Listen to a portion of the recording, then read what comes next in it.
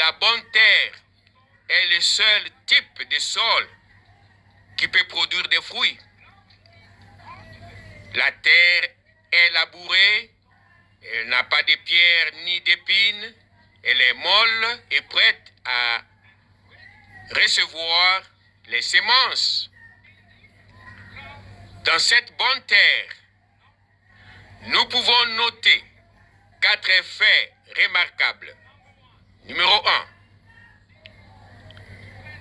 Les graines pénètrent dans le sol.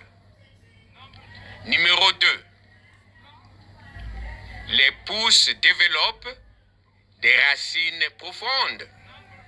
Numéro 3. Les pousses croissent jusqu'à leur pleine hauteur. Et numéro 4.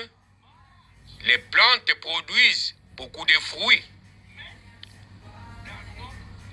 Matthieu ne précise pas ce que le semeur semait, mais l'évangile de Marc dit, je cite, « La semeur sème la parole ». Fin de citation. Le semeur sème quoi? La parole. J'aimerais entendre cela. Quoi? La parole. Oui, c'est vrai. Le semeur sème la parole. Découvrons à présent les 4 réponses humaines correspondantes lorsque la parole nous est présentée. Pour ce faire, commençons avec les versets 18 et 19.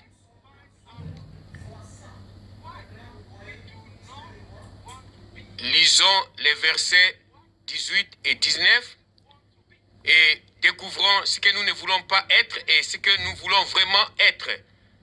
Lisons les versets 18. Vous donc, écoutez ce que signifie la parabole du semeur. Lorsqu'un homme écoute la parole du royaume et ne la comprend pas, le malin vient et enlève ce qui a été sémé dans son cœur. Cet homme est celui qui a reçu la sémence le long du chemin. Le long du chemin représente les gens qui entendent la parole, mais ne la comprennent pas. Voulez-vous être dans la catégorie du long du chemin? Non, c'est vrai. C'est vrai. Lisons le verset 20. Celui qui a reçu la sémence dans les endroits pierreux, c'est celui qui entend la parole et la reçoit aussitôt avec joie. La reçoit aussitôt avec joie. Mais il n'a pas de racines en lui-même. Il manque de persistance. Et dès que survient une tribulation ou une persécution à cause de la parole, il y trouve une occasion de chute. Les endroits pierreux se réfèrent aux gens qui entendent la parole et la reçoivent aussitôt avec joie.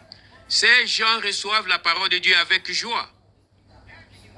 Mais étant donné qu'ils n'ont pas de racines en eux-mêmes et qu'ils manquent de persistance, ils trouvent une occasion de chute. Dès que survient une tribulation ou une persécution à cause de la parole. Cette catégorie comprend des gens à qui la parole de Dieu est présentée avec exactitude et qui commencent aussitôt à la vivre. Mais le sol n'est pas assez profond pour soutenir les racines. Lorsque l'affliction ou la persécution survient à cause de la parole, ces gens trouvent immédiatement une occasion de chute. Voulez-vous être dans cette catégorie des endroits pierreux? Non, Moi non plus. Lisons le verset 20. Lisons le verset 22. Le verset 22. Celui qui a reçu la sémence parmi les épines,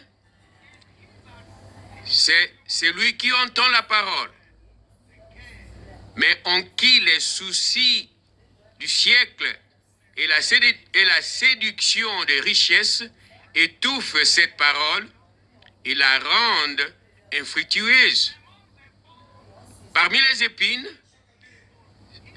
se réfère aux gens qui entendent la parole, mais en qui les soucis de ces siècles et la séduction des richesses étouffent la parole et ils deviennent infructueux.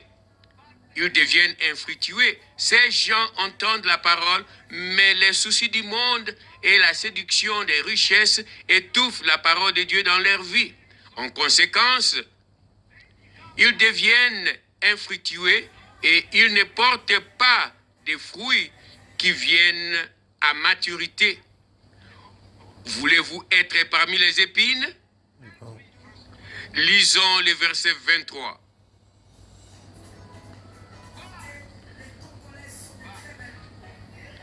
C'est lui qui a reçu la sémence dans la bonne terre. C'est celui qui entend la parole et la comprend. Il porte du fruit et un grain en donne 100, un autre 60, un autre 30. La bonne terre fait référence aux gens qui entendent la parole, qui la reçoivent et portent du fruit. Et lorsque la récolte des fruits a lieu quelque temps après que la graine a été sémée dans le sol fertile, le rendement a été multiplié par 30, 60 ou 100.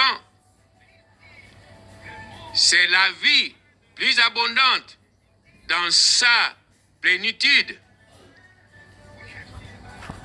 Nous avons vu que lorsque la sémence de la parole de Dieu tombe sur une bonne terre, elle produit beaucoup de fruits.